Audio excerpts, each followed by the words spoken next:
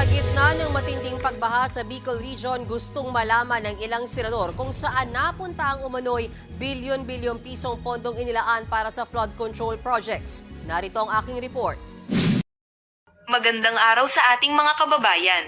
Ngayong araw, muli na namang nauungkat ang isyu ng pondong inilaan para sa flood control sa Bicol Region sa gitna ng matinding pagbaha dulot ng bagyong Christine. Ang tanong ng marami, nasaan na ang bilyon-bilyong pondo na dapat sana ay nagbigay proteksyon laban sa ganitong sakuna? Bago natin panoorin ang ulat, narito ang ilan sa mga posibleng isyu na ating kailangang tingnan. Kung totoong ang bilyon-bilyon ang inilaan para sa flood control projects, bakit tila walang nakikitang pagbabago o improvement sa mga apektadong lugar? Ayon kay Senator Villanueva, 61.42 billion pesos ang pondong inilaan para sa flood control ng Bicol sa taong 2023 at 2024. Kung ganito kalaki ang pondo, dapat masigurong napupunta ito sa mga proyekto at hindi nasasayang. Isang nakakaalarma rito ay ang magkakaibang pahayag mula sa mga opisyal. Si Representative Soldico, halimbawa, ay nagsabing isa ang Bicol Region sa may pinakamaliit na pondo para sa mga proyektong tulad ng flood control. Kung ganito, sino ang tama? Ang mga ganitong hindi pagkakasundo ay nagpapakita ng kakulangan ng malinaw na datos o transparency sa paggamit ng pondo, at ito ay nagdudulot ng kalituhan sa publiko. Ang Kongreso, sa ilalim ni Speaker Romualdez, ay tila naghahanap ng paraan upang tiyaking konektado ang flood control sa water management ng National Irrigation Administration, NIA. Ngunit bakit ngayon lang ito pinaprioritize? Ang ganitong klaseng mga proyekto ay dapat matagal nang ipinatupad, lalo pat ilang dekada nang tinatamaan ng bagyo at pagbaha ang rehiyon. Maipapatupad ba talaga ang mga planong ito, o mauuwi lamang ito sa mga walang konkretong aksyon? Sa kabila ng mga pangakong ito, mabuti na lamang at may mga opisyal na nananawagan para sa pananagutan.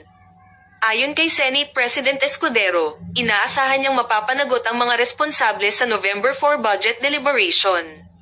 Mahalaga na hindi lamang ito maging panawagan kundi magkaroon ng konkretong resulta. Kung walang pananagutan, patuloy lamang na mauulit ang mga ganitong sakuna nang walang nakikitang pagbabago. Maraming katanungan ang saklaw sa isyong ito, at inaasahan nating masagot ang mga ito sa darating na budget deliberation. Tukuyin natin ang mga susunod na hakbang at kung ano ang tunay na kalagayan ng mga proyekto sa flood control sa Bicol Region. Balikan natin ang mga ulat para sa mas detalyadong impormasyon at upang maunawaan ang mga dahilan sa likod ng mga trahedya na ito. Sa gitna ng matinding pagbaha sa Bicol Region, gustong malaman ng ilang senador kung saan napunta ang umano'y bilyon-bilyong pisong pondong inilaan para sa flood control projects. Narito ang aking report. Mabilis na tumaas ang baha sa malaking bahagi ng Bicol Region dulot ng bagyong Christine. Nalubog ang mga taniman, maraming nasirang mga ari-arian at mga nawalang buhay. Sa tindi ng iniwang pinsala ng bagyo, ang tanong ngayon, saan napunta ang pondo ng gobyerno para maiwasan ang pagbaha sa Bicol Region? Yan ang gustong malaman ni Senator Joel Villanueva. Ayon sa senador, nasa 61 billion pesos ang ibinigay na pondo sa Bicol Region para sa flood control program. Taliwas sa kumakalat umanong 9 na bilyong piso lang ang inilaang budget dito ng pamahalaan. Hindi po totoo yun kasi in 2023 sa DPWH alone 29.4 billion ang budget. This year for Bicol Region 2024 ang budget for flood control ng DPWH ay 31.9 billion.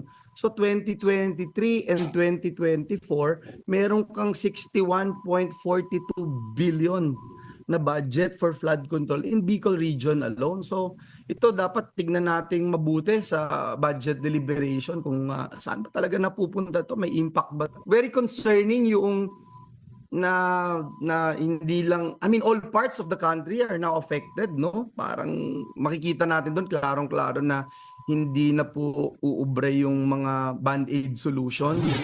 Pinalaga naman niya ni Ako Bicol Party List Representative Zaldico. Wala raw katotohanan ng umano'y bilyon-bilyong pisong flood control budget para sa Kabikulan. Katunayan, isa raw ang Bicol Region sa may pinakamaliit na pondo para sa national roads at flood control projects. Prioridad daw ngayon ng Kongreso sa ilalim ni House Speaker Martin Romualdez na matiyak na konektado ang flood control initiative sa water management system ng National Irrigation Administration o NIA. Ayon naman kay Senate President Chis Escudero, kailangang may mapanagot sa nangyaring pagbaha sa rehiyon. Inaasahan niya raw na mapag-uusapan ito sa November 4 sa budget deliberation ng mga kaukulang ahensya gaya ng DPWH, DNR, DILG, DSWD at DND.